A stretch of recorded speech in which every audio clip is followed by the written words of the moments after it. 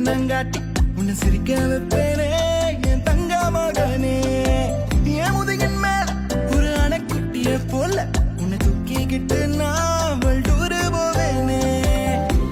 உன்னை விட்டா எனக்கு யாரடா, என்னை விட்டா உனக்கு யாரடா, பெஸ்ட் ஃப்ரெண்டு ஃபாரெவர் யாரடா,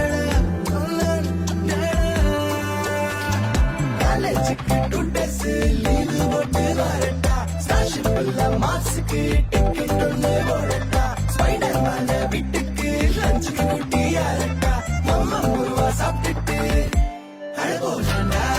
ആദിത്യമോനും അതിഥിമോളും തൃശ്ശൂർ ട്രെയിനിൽ പോയി തൃശ്ശൂർ